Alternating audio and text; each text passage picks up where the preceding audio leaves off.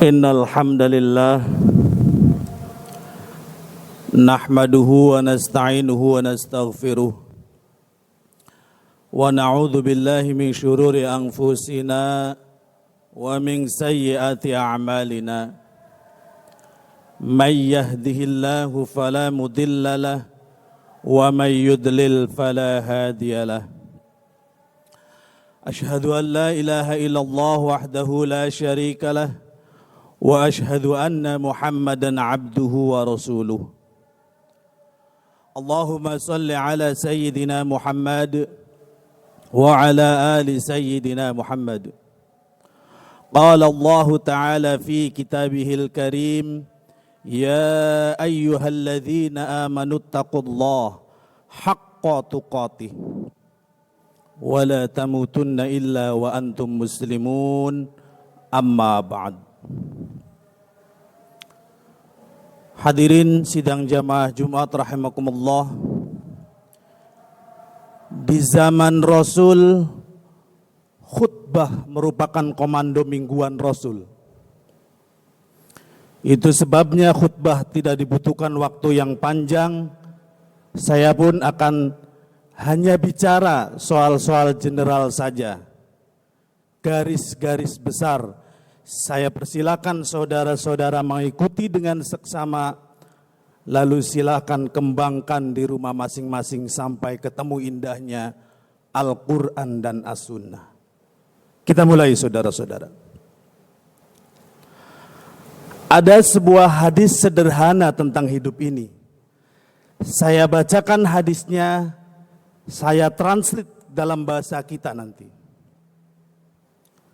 An Abi Hurairah, dari sahabat Nabi bernama Abi Hurairah, qala, berkata, annan Nabi sallallahu alaihi wasallam qala, sesungguhnya Rasul Muhammad pernah bersabda, may ya'khudhu anni haula'il kalimat,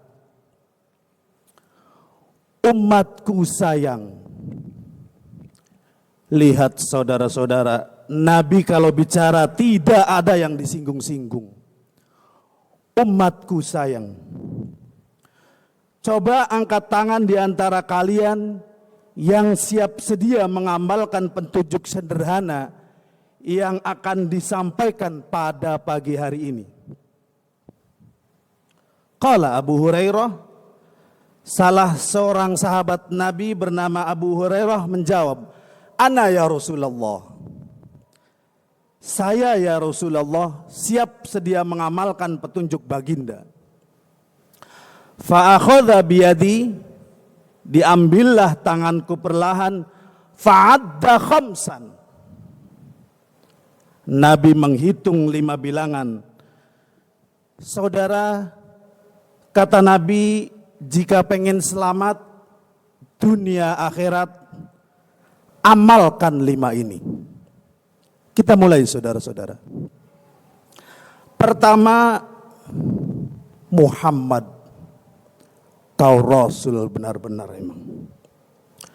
Kata Nabi, ittaqil maharima takun a'budan nas. Umatku, kata Nabi, jangan suka makan barang haram. Umatku yang terhindar dari barang haram pasti, kata Rasul, pasti akan jadi orang yang takwa kepada Allah Subhanahu wa ta'ala. Dalam wawasan Islam, makanan punya kaitan yang sangat kuat dalam ketekunan ibadah seseorang. Saudara percaya, orang yang gemar makan barang haram tidak mungkin merasakan indahnya sujud kepada Allah Subhanahu wa ta'ala. Percaya saudara. Kalau kita sholat, sujud kita baca subhanakallahumma wa bihamdika Allahumma gfirli, atau malas mungkin yang pendek saja, subhana rabbiyal a'la wa bihamdi, waktu kita sujud kita lupa kepada Allah. Tolong periksa, saudara bulan ini mengkonsumsi apa? Saya rubah struktur katanya pakai bahasa lain. Jadi asik masuknya kita beribadah, bermunajat dengan Allah Subhanahu wa taala kalau tubuh ini bersih. Itu sebabnya konsep rizki dalam agama bukan banyak, tapi halalan thayyiba. Rizki kecil, berkah, anak jadi sarjana, soleh, rumah tangga sakinah, mawaddah, warahmah, hidup sehat. Saudara-saudara, kita hidup jadi miliarder, harta di rumah kita barang haram. Kalau enggak habis di rumah sakit, habis saat pensiun itu. Percaya saudara. Itu sebabnya agama mengamanahkan kepada kita cari rizki yang halal.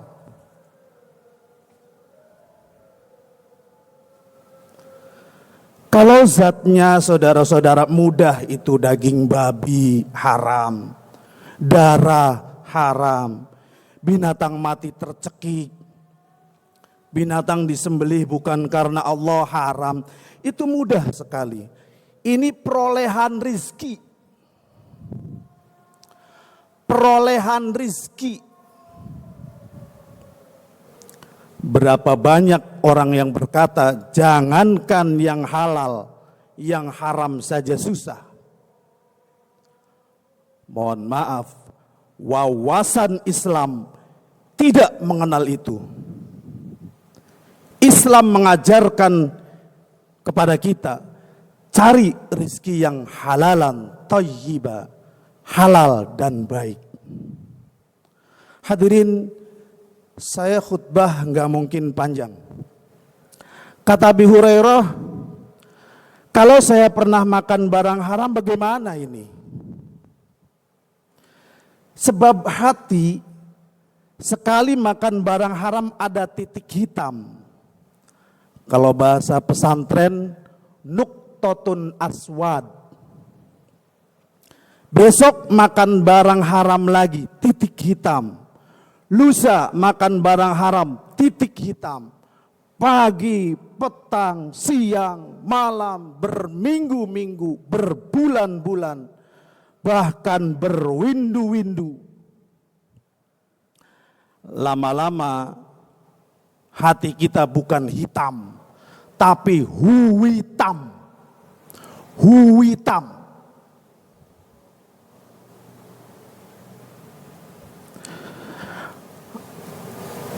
Bukan aswad, tapi sauda.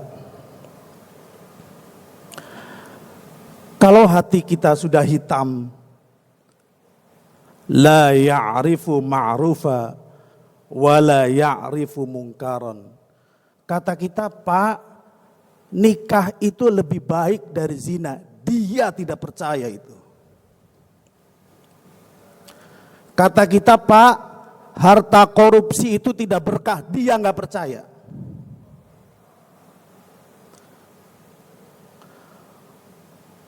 Bukan fatwa ulama yang salah, bukan hadis yang keliru, bukan ayat yang tidak jelas, tapi hati sudah tidak bisa menerima kebenaran. Yang kedua saudara, wardo bima qasamallahu laka takun aghnan nas. Wardo, terima dengan senang hati, bima dengan apa-apa, qasamallah yang Allah anugerahkan padamu. Takun, kau akan menjadi aghnan nas, manusia kaya dunia akhirat. Anugerah sinonim kata rizki. Dia bisa berbentuk materi, bisa juga non materi. Rumah indah rizki. Sertifikat tanah lebih dari satu rizki. Uang di dompet saudara rizki. Tapi bapak-bapak, saudara-saudara jangan lupa, kesehatan juga rizki. Apa artinya kekayaan tanpa kesehatan?